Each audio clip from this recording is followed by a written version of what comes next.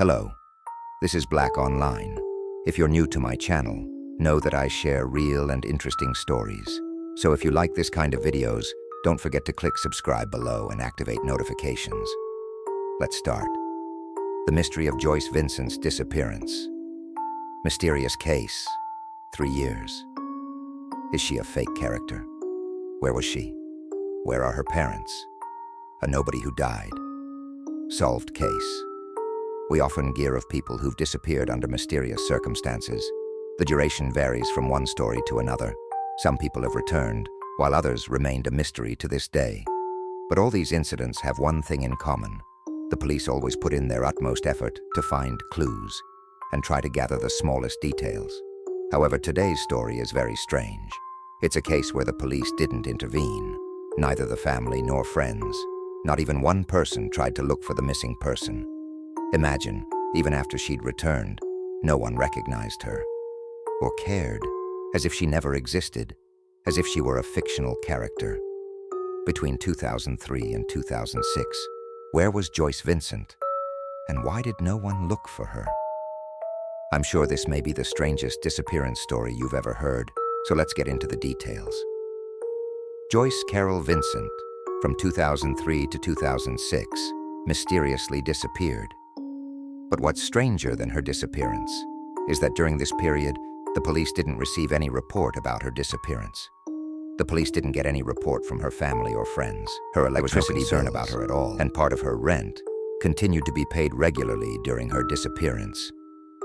Sounds were always heard from her apartment, which meant someone was there, but in reality, she wasn't in the apartment. Even her reappearance later, after 2006, was by chance. And from this point exactly was the strangest event. After Joyce reappeared, no one knew who she was. Everyone said they didn't know her. Her neighbors said they didn't even remember ever meeting her, despite her being their neighbor. Joyce had an engagement ring, but her fiancé was never found. The news of her reappearance spread in the newspapers. A girl who disappeared for 3 years and reappeared. There was so little information about her that only one photo of her was found. One newspaper wanted to write about her story and tried to gather information, but they couldn't find any source to provide information about Joyce. When I say it feels like she was a fictional character and never existed, it literally seemed like that. So, what was Joyce's life like? Where did she study and work? Where was she all these years? The story stayed in the newspapers for a short while, but they only had this one photo of Joyce. All they knew about her was that she was around 38 years old when she reappeared. Imagine people on the internet were baffled by the lack of details and that no one knew her. Some said she might be a legend, while others thought she could be a fictional character who never existed. But these comments are meaningless, because she was a real person. But how can someone have no past and no one remembers them? Did Joyce come from a parallel world? Or was she kidnapped and hidden by her captor? But even if that was the case, where was her family? And why didn't she have any friends who remembered her? Even when they heard the news of her reappearance, no one cared. The interest in Joyce's story wasn't strong, so the police closed the case quickly. But surely now you're all wondering, how and when Joyce was reappeared? Where had she been all those years? Now you'll get the answer. On January 25th, 2006, officials from a housing association in London decided to investigate the repossession of properties due to tenants who hadn't paid their rent. This led them to check Joyce's apartment because her rent had accumulated to over £2,400. They went to her apartment to reclaim the property. The officials tried knocking on the door, but no one answered. They tried multiple times, even though they're hearing sounds from inside, indicating someone was there. The windows were open and the lights were on, so it's clear someone was inside. After a long wait, they had no choice but to notify the police. The police arrived with a warrant and broke down the door. As soon as they entered Joyce's apartment, the scene was exactly as follows. There were clothes in a basket in the bathroom, ready to be washed, dishes in the kitchen waiting to be cleaned, and shopping bags on the floor as if she had just returned from the market. There were also new unopened Christmas presents. Some were wrapped and some weren't.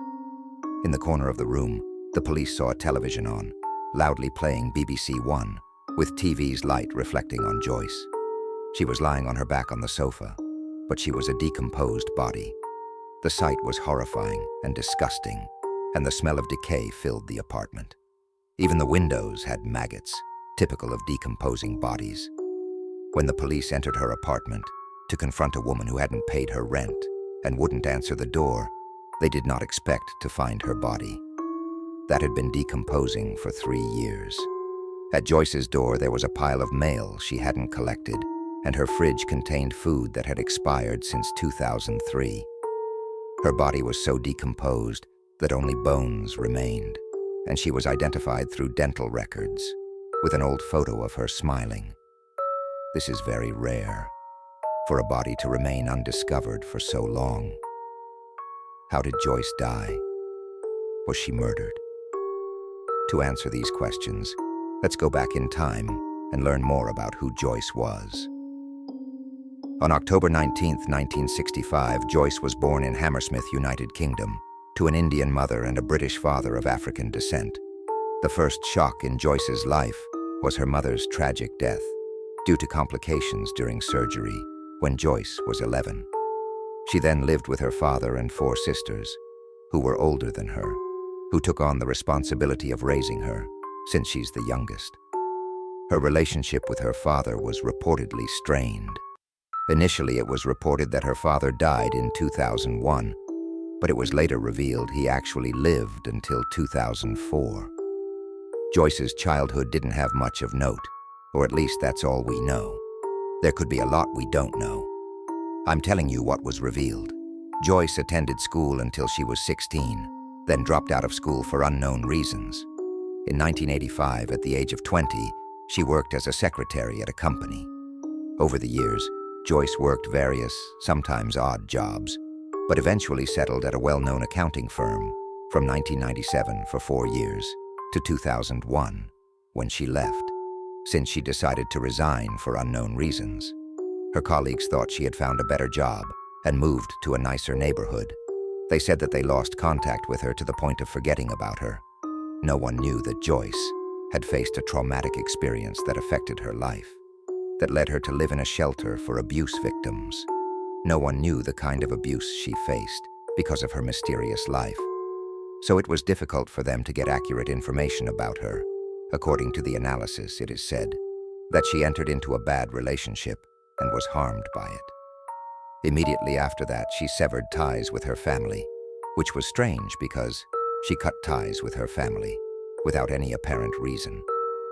Imagine someone suddenly deciding to sever all connections with their family. This is exactly what Joyce did. It said her relationship with her family was good, so there was no reason for such a drastic step.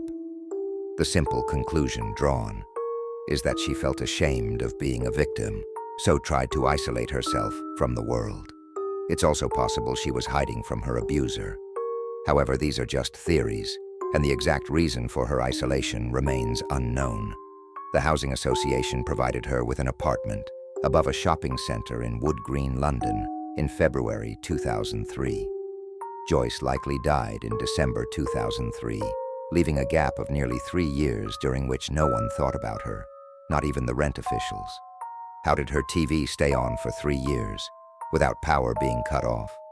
In reality, her electricity bills were automatically paid from her bank account, which seemed to have a substantial balance to cover these expenses for years. This suggests she had a well-paying job. She also benefited from some debt exemptions under a government assistance similar to the program for low-income families. Regarding rent, the housing association, which gave her the apartment, paid half, and Joyce was responsible for the other half, which accumulated month by month until it reached £2,400. Without this overdue amount, Joyce's body might have remained undiscovered to this day. This overdue amount prompted the decision to enter her apartment. There are still many unanswered questions. Joyce was preparing Christmas gifts to send to people, but the police couldn't identify the recipients. She also had an engagement ring on her finger, indicating she was engaged. Who were the people Joyce was going to give gifts to? And where is her unknown fiancé, whose ring was in her hand? The police couldn't trace him. Interestingly, her fiancé didn't seem to notice her death, or perhaps he did, but we don't know. The police conducted a criminal investigation and found no signs of foul play. The doors were locked. There were no signs of forced entry or struggle, and no weapon was found, suggesting that everything was normal at her apartment. Upon reviewing Joyce's medical history, it was discovered that shortly after moving into the shelter in 2003, she was hospitalized for vomiting blood due to a peptic ulcer, which was initially suspected to be the cause of her death. Joyce also suffered from asthma, another potential cause. However, the coroner ultimately recorded her cause of death as unknown, because there was no conclusive evidence.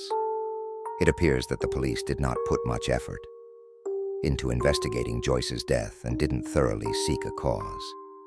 They questioned, even if she was murdered, is there anyone who cares? Imagine someone in this life died, let's assume by murder, and the police say, no one cares. She'd been missing for 3 years, and no one seemed to care. And even after her death was discovered, no one inquired about her. No one cared whether she was murdered or died of natural causes. No one was following up on her case. Consequently, the police didn't exert much effort. Joyce did not fit the stereotype or model of the image of any person who might die and be forgotten, and no one knows about her, meaning Joyce wasn't an addict or an old lady or even without a family, and she wasn't the kind of people who isolate themselves. Yes, in a period of her life, she wanted to isolate herself from people, which could happen to anyone, but she wasn't one of the characters. She wasn't inherently reclusive.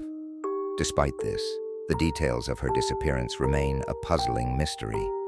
Her story and even her photo haven't gained widespread circulation. Many questions hang unanswered. Her story flared briefly before disappearing. Some even made cruel comments, calling her a nobody who died alone. This particularly bothered director Carol Morley. Joyce's story resonated with her, and she decided to investigate. She looked for anyone who knew Joyce, even superficially. So Carol put up flyers everywhere about Joyce in the streets, on the walls, on cars. She needed people who knew Joyce, whether it was deep or superficial knowledge, and she put her number to communicate. As Carol expected, Joyce's flyers plastered the streets for days, with no response until she received a phone call from the journalist Allison Capsey. Introducing herself, Allison explained, "My team and I attempted to investigate Joyce's past, but the cost and effort became overwhelming, so we stopped." They also urged the police to reopen the investigation into Joyce's death, but the police insisted there was nothing more to investigate. Allison said that she wrote to the local council, utility companies, and the housing association about Joyce's unpaid bills, questioning why no one had acted sooner when they noticed the payments had stopped. Why did no one call her to find out why? Why did they wait so long? Often they wouldn't respond, or they would simply state that Joyce was dead, and no one killed her, and no one even cares. It was frustrating at first. After some thinking, director Carol decided to visit the building herself, the building where Joyce lived. She went to the building and passed by several shops and decided to take the stairs instead of the elevator. She described the building's corridors as dull and indistinguishable from the parking lot. At the end of the corridor was Joyce's apartment. Carol described it as isolated. Joyce was essentially a corpse in this apartment, unnoticed by people coming and going. Even the decomposing body odor went undetected because the window overlooked the backyard, which held trash cans. No one questioned the bad smell, assuming it was trash. After visiting Joyce's apartment building, Carol knocked on neighbors' doors, but no one answered. Until finally, one of the neighbors, a young woman named Karen, answered. It seemed Karen didn't know Joyce. She asked Carol, "I'm surprised that we haven't seen her, even though she's our neighbor. We never saw her. Why didn't anyone ask about her? Where were we? Her neighbors in the building." Karen was shocked and scared. She said, "Carol, I'm about Joyce's age and I like to live alone. Now I'm scared. If I die, will I die alone like Joyce? No one would notice." Anyways, director Carol spent months searching for people who knew Joyce. One day she received a surprising email from a man named Martin Lister. Martin wrote, "I saw your flyer and hope it's not about Joyce, the same Joyce I knew in my 20s. Carol called him immediately. Their conversation confirmed that it was the same Joyce who this man knew in his 20s. Martin was very surprised. He said Joyce wasn't addicted to anything, hostile or antisocial. How did she die alone? What was surprising to him was that Joyce ended up living in social housing. Carol arranged to meet Martin near the train station. They talked at length about Joyce. Martin said, "The first time I met Joyce was when I worked at a shipping company in the city around 1985. He was 20 years old at the time, and Joyce came to this company and got a job as a secretary for the manager." So Martin tried to recall some memories and said, "I remember she always used to say, 'Let's go get a drink, anything.' But back then I didn't understand that she liked me and wanted us to go out and see each other." He also said that he noticed that she didn't have any friends. "So in the end, we started going out and dated for 3 years. Then he says after that, they drifted apart. There were intermittent contacts until 2002. He said that that year was the last time he'd spoken to her. And looking back on his memory, Martin said, "I didn't know what was happening in Joyce's life." He said, "I wish I could turn back time to know more about her life, because I could have helped her. She was that mysterious." We talked and had contacts, even though they were intermittent, but I didn't think that her end would be dying alone, in that place and dying for 3 years and no one knew about her. He said, "Everything we had was fun. We played tennis, went to parties, restaurants, cafes. And not once did I suspect that she had this side of loneliness."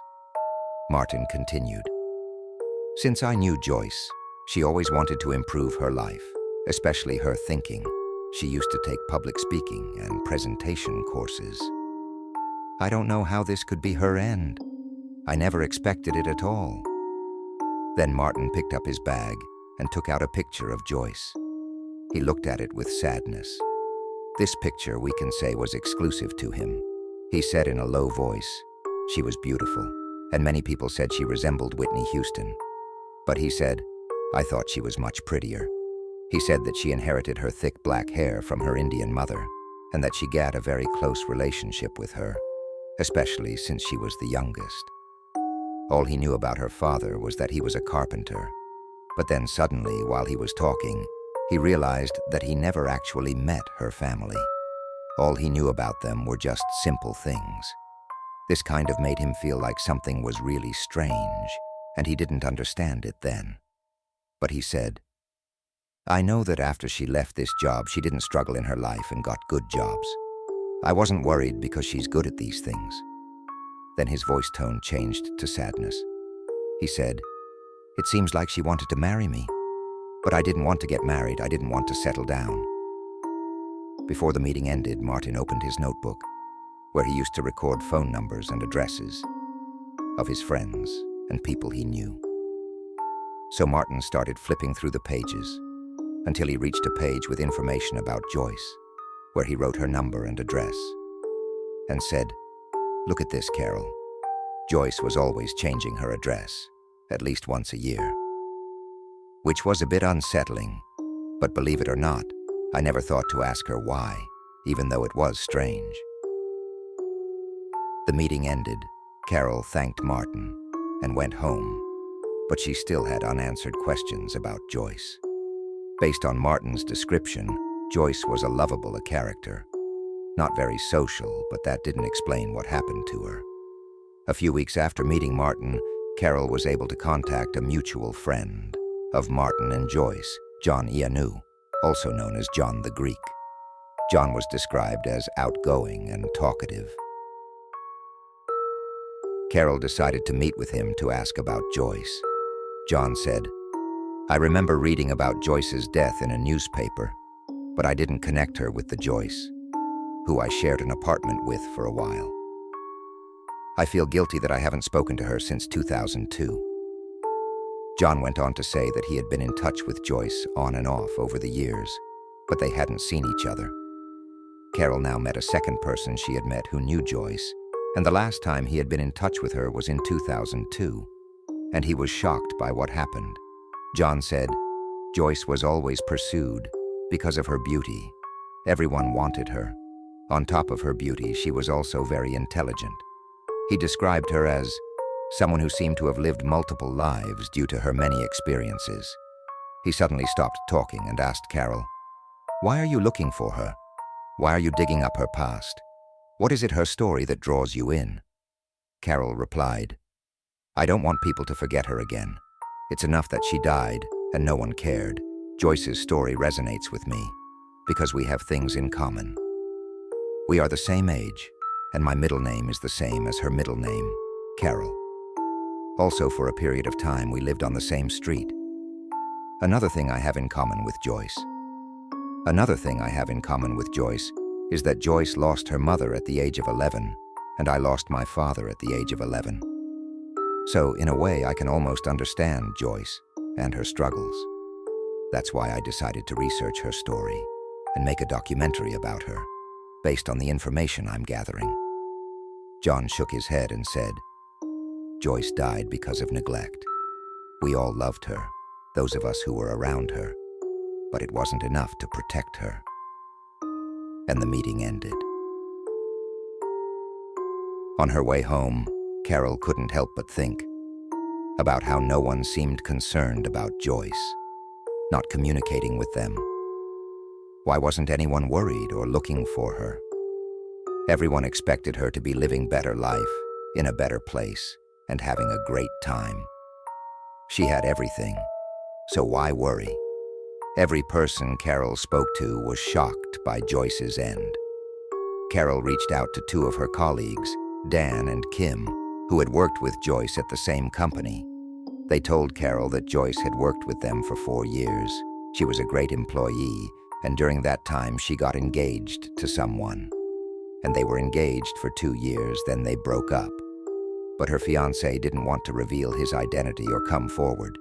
Dan and Kim said, "We were surprised when she submitted her resignation in 2001. Kim said that even her resignation didn't have a clear reason.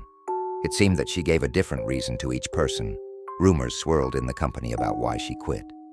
For example, Joyce told some people that she was resigning to travel with 20 people, while she told another group that she was resigning to look for another job.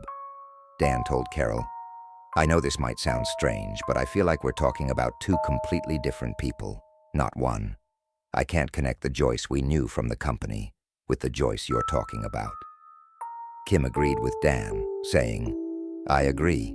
The Joyce from the company always gave the impression that she was happy. This makes you wonder what really happened in her life." Carol showed them a photo of Joyce's apartment, and they were shocked. They said, "We expected her to be living in a beautiful, luxurious house with new furniture. We never expected her to be living in this place." They all said that they didn't have a clear reason to cut her off. "We didn't cut her off. We just lost touch with her, or she lost touch with us." But now they felt guilty, that they shouldn't have lost touch. Carol continued to search for Joyce, her life, and her past, until she reached Joyce's high school friends, who all agreed that she was beautiful, humble, and always loved to laugh. They also said that she loved to sing and had a beautiful voice. So Carol took this information, especially the fact that Joyce loved to sing and had beautiful voice, and started researching further, which led her to the musician Carl Thorne, who had a recording studio. Carl confirmed that Joyce had a beautiful voice and that her dream was to become a singer. Carl said, "I met her and recorded a song for her, but over time it got lost." Carl said that he was surprised that she wasn't married, even though she was attractive and successful. He also said that he knew she had turned down every bank manager who had proposed to her. He also said that she was attracted to him, and that he was her roommate for a while, but they never got married and remained friends. Carol then tried to gather more information about Joyce's romantic life. She learned about the many men who were interested in her, some to the point of stalking her. Carol said, "I didn't get to know what caused her to end up being abused and living in public housing, which could explain her isolation from everyone, including her family. Due to her feeling ashamed and broken, I don't know if this is related or not, but Joyce would change all her friends from time to time and her addresses. She didn't have a stable circle of friends, and it was hard to track her life. I don't know if it was fear, or she never found people who understood her. What made things more difficult was that most of Joyce's friends refused to talk much about her and felt guilty that they weren't there for her, and that they shouldn't have let her leave. Even one of her friends, who is thought to be the last person to talk to her, said that from their last phone call, didn't know much about her. All she knew was that Joyce had finally found a man who she loved, and they were going to get married and have children. That was the last thing she said to her. Some of Joyce's friends said that she was mysterious and didn't talk much about her life. They felt like she came without a past, that she had no past. Even when they got the news of her death, they were asking Carol, how did she die? She was that mysterious. But as for this question of how she died, no one knows. Even the coroner said it could be an asthma attack, a stomach ulcer, or maybe something more sinister, a murder. In the end, Joyce's death will remain a mystery, open to all possibilities. As for her family, Carol discovered that her sisters had hired a private investigator during the time when she disappeared. But the investigator was a failure. He did find her apartment, but he didn't bother to follow up or continue investigating. He just stopped. Her sisters kept sending her letters during the time she was missing, which was also the time she was actually dead. Hay thought she was deliberately ignoring them, so, over time, they stopped sending her letters. The question is, what if they had tried to contact her in a better way? What if someone had gone to visit her or sent someone to check on her? No one can say for sure if this would have prevented her death, but at least she wouldn't have been lying all this time, dead in her apartment, without anyone finding out. At least she would have been buried with dignity, instead of decomposing in her apartment for 3 whole years. Carol took all this information about Joyce, which she spent 5 years collecting, and turned it into a documentary. That was first released in 2011. It called Dreams of Life, and it tells the story of Joyce's dreams, of becoming a singer and having a family, dreams that were never more than fleeting fantasies. By the way, Carol was in contact with Joyce's 4 sisters, who all refused to participate in the film. They also asked Carol not to release the film, but Carol went ahead with it. When she was finished, she offered them a preview screening so they could see the film. She wanted to show them that she had told their sister's story in a respectful and non-offensive way, as they were afraid of that. English musician Steve Wilson released an entire album inspired by Joyce's life. The album was titled Hand Cannot Erase. Joyce's story is still full of unanswered questions, but the moral of the story is always to care for your family and friends, especially the elderly or those who live alone. Even if you can't always be in touch with them, some people love solitude and prefer it. But in the end, they're still people who need to be checked in on, who need someone to ask about them. We can't imagine being in a situation where we discover someone we love in a similar situation to Joyce. And always remember to leave a beautiful mark in life, even if it's a simple one that leaves a mark in people's lives that they will remember after you're gone. Sometimes a child you smile at every day might miss you. A neighbor you just say good morning to might miss you. You don't have to be social at all, but leave a positive, unique mark. So, if people miss you, they will remember you fondly. And that's it for today's video. If you liked it, don't forget to like and share it everywhere if you wanted to support me. Thank you very much, and the best is yet to come.